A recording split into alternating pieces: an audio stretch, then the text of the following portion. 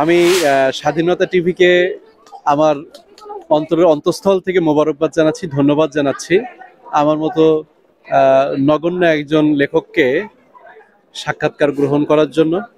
আমি আসলে সত্যিকার অর্থে অনুপ্রাণিত হয়েছি এবারের বইমেলায়। আমার বই যে হিল্লোল, এবার আমার যে বইটা প্রকাশ হয়েছে সেই বইটার নাম হিল্লোল। আর এর আগের বইমেলা 2009 সালে যেটা প্রকাশ হয়েছিল সেটার নাম ছিল অশ্রুধারা। তার আগে একটা আমার বই ছিল, বইটার নাম ছিল শৈলী। এই মোট 3টা বই। তো এবারের বইমেলায় আমার বই এসেছে হিল্লোল নামে। তো এবারের হিল্লোল সত্যি সত্যি বইমেলার হিল্লোল। আমি খুবই আবেগ আপ্লুত কণ্ঠে বলছি যে মানুষ যে এখনো কবিতা পড়ে, এটা আমার বইয়ের কাটতি না দেখলে আমি হয়তো বুঝতাম না। সব মিলিয়ে আমি বলতে পারি যে মানুষের মধ্যে এখনো কবিতা প্রেম আছে, তার মানে সাহিত্য সংস্কৃতির প্রতি এখনো মহব্বত আছে। আর আমার এই বইয়ে হিল্লোলে যেটা আমি তুলে আনার চেষ্টা করেছি সেটা হলো মানুষ, মানবতা এবং দেশপ্রেম। এটা খুব আন্তরিকভাবে তুলে আনার চেষ্টা করেছি। মানুষের দুঃখ, কষ্ট, বেদনা এবং আনন্দ, এই বিষয়গুলোর একটা ঢেউ আছে, রিদম আছে, সেইটাকে আমি হিল্লোল হিসেবে তুলে ধরেছি। সেটা আনন্দের হিল্লোলও হতে পারে, বেদনার হিল্লোলও হতে পারে। তবে হিল্লোলকে সাধারণত আনন্দের ক্ষেত্রেই তুলে ধরা হয়, উল্লেখ করা হয়, বা হিল্লোলকে আনন্দ দিয়েই নামকরণ করা হয়। তা আমি সেই বিষয়গুলো তুলে আনার চেষ্টা করেছি। এখানে শিশুদের জন্য খুব বেশি ছন্দাবৃত কবিতা আর সমাহার আছে আছে মানে আমাদের দেশপ্রেম এবং মানুষ ও মানবতা, মানুষের কষ্টের কথা। ঈদের আনন্দ আছে, ঈদের দুঃখ আছে। আছে আমাদের দেশের কিছু মানুষের এখন কিছু নৈতিক অধঃস্থলন হচ্ছে, কিছু কিছু বিষয়ে মানুষ কথা বলতে ভুলে গেছে, আচরণ ভুলে গেছে।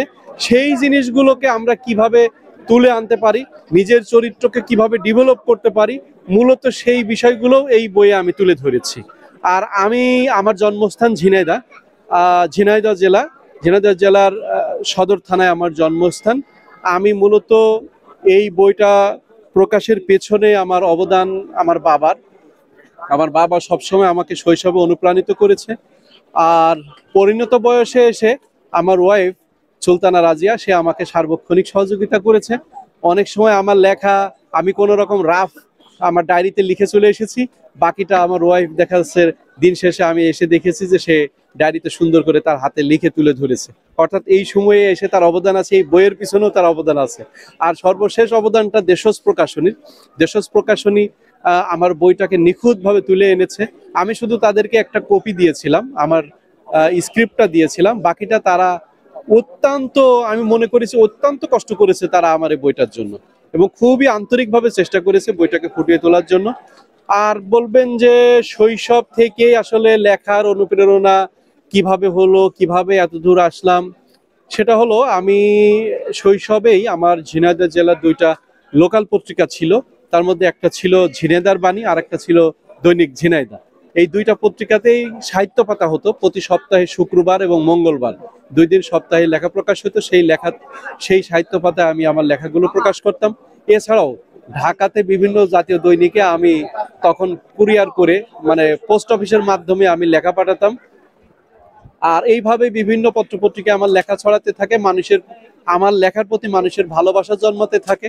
আর এই লেখাগুলোর প্রতি মানুষের ভালোবাসতে বাসতে আমার প্রতি ভালোবাসা হয়ে গেছে। আর এবারের বইমেলাতে আমি সেই ভালোবাসার বহিঃপ্রকাশ দেখেছি।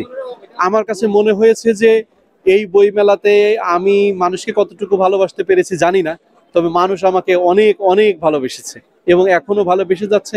বইয়ের কাটতি অনেক, বইয়ের সেল অনেক। ইভেন দেন আপনারা হয়তো জেনেছেন নিউ এজ পত্রিকা, যেটা ইংলিশ পত্রিকা দৈনিক, দি ডেইলি নিউ এজ, এটাতে একটা রিপোর্ট হয়েছে। সেই রিপোর্টেও বেস্ট সেলিং এর মধ্যে আমার বইটা আছে।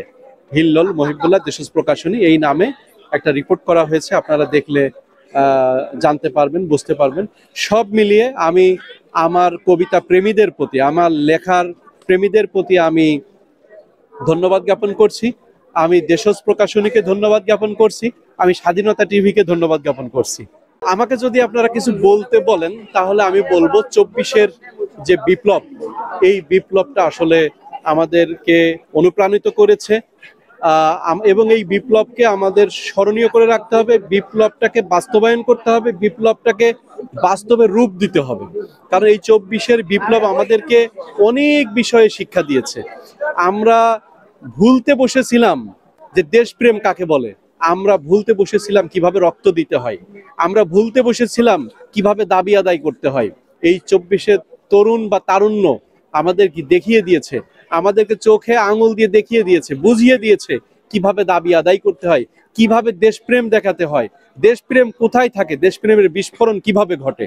আর এই 24-এর বিপ্লবের পরে এই বইমেলা আমাদেরকে সত্যি সত্যি অনুপ্রাণিত করেছে। এই 24-এর পরে বইমেলাতে যে জিনিসটা দেখা গেছে সেটা হলো, আজকে আমরা অবাধে কথা বলছি, আমাদের মনের কথা খুলে বলছি। আজ ফ্যাসিস্ট নাই, আজ স্বৈরাচার নাই, আজ কেউ আমার মুখের কথা কেড়ে নিতে আসছে না, কেউ আমার মুখে হাত দিয়ে ঠেসে ধরছে না, আমার গলা টিপে ধরছে না। আমি আমার কথা বলছি, আমার মনের কথা বলছি। ভালো থাকুক বাংলাদেশ, ভালো থাকুক এদেশের মাটি, ভালো থাকুক কবিতা প্রেমীরা। ধন্যবাদ।